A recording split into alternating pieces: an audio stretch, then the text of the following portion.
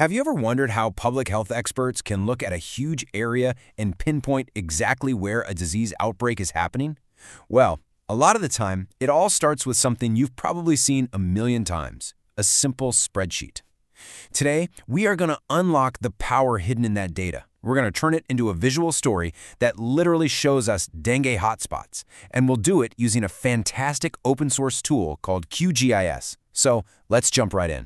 So here's the big question, right? This is the challenge that every data person faces. You've got the numbers, you've got the facts, but how do you make them speak? How do you transform a boring old table into a tool that people can actually use to make decisions?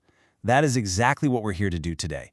Take that raw data and build a clear, insightful map that shows precisely where help is needed the most. And here's our game plan. It's a simple 5-step process. First, we'll prep our workspace. Then, we'll connect our data to our map. After that, we get to the fun part, visualizing the hotspots and styling our map to make it look great. And finally, we'll talk about how to share your findings. It's a really straightforward path from numbers on a page to a powerful visual insight. Okay, step 1 is all about getting our ducks in a row. You know, before you start cooking, you lay out all your ingredients, right? Same thing here. Before we can create our map, we need to load our raw materials into QGIS. Think of it as laying out your canvas and your paints before you start to create your masterpiece. So our canvas is this special kind of file called a shapefile. Now this is way more than just a picture of a map. It's a smart file that contains all the digital boundaries that define each district in Karnataka. This is the geographic foundation we're going to build everything on. And if the shapefile is our canvas, then this CSV file, this is our paint. It's just a simple spreadsheet, nothing fancy, and it holds the number of dengue cases for each district. By itself, it's just a list of numbers, but when we combine it with our map, that's when it starts to tell a really powerful story. And now for step 2, where the real magic happens. This is where we connect the dots. Right now we have our map and our data, but they're living in 2 separate files. Our goal here is to link them together. And I'm not kidding, this is probably the most critical step in the whole process. The key action here has a technical name. It's called a join, but don't let that scare you. All we're doing is telling QGIS to merge our spreadsheet with our map file. You can think of it like digitally stapling that list of dengue cases onto the correct district on the map. So how does this join actually work? Well, it's surprisingly clever, but also really simple. QGIS basically plays a matching game. It looks for a column that's the same in both files. In our case, it's the district name. It finds Bengaluru Urban in our spreadsheet, and then it finds the Bengaluru Urban shape on the map, and it connects them. That common link is the secret sauce that lets us merge everything into one single, super-powered layer.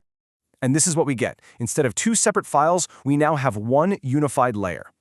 Every single district on the map now has its dengue data attached right to it. This is the foundation that's going to let us actually see those hotspots.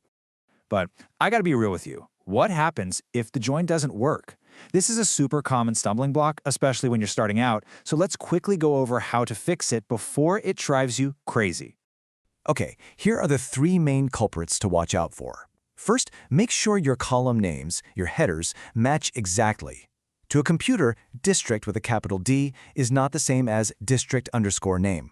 Second, be on the lookout for sneaky little typos or extra spaces at the end of district names. And third, make sure your data types match up. You can't match text to a number.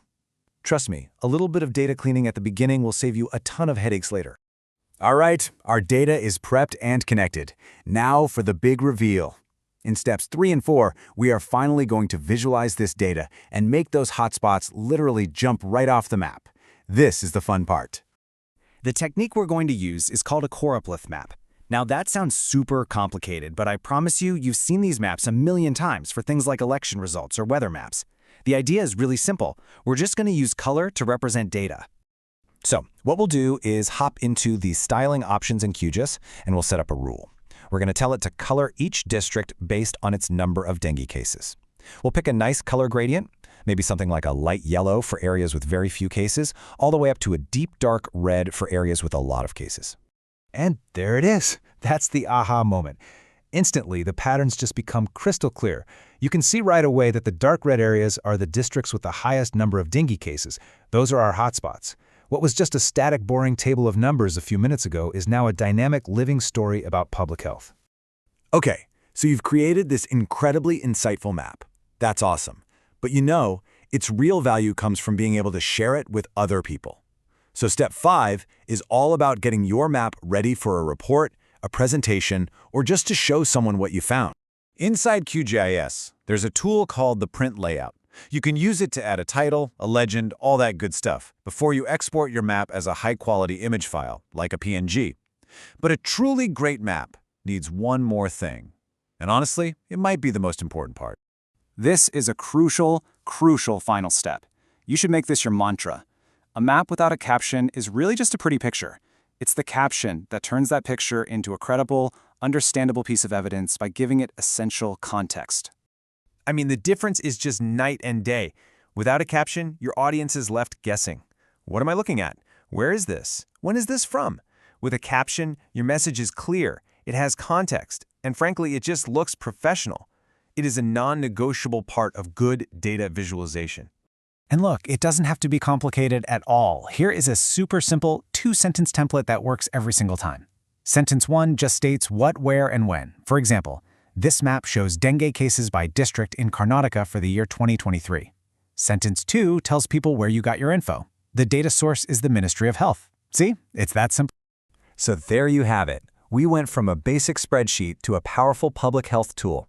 You now have the fundamental skill to map pretty much any data that has a location tied to it.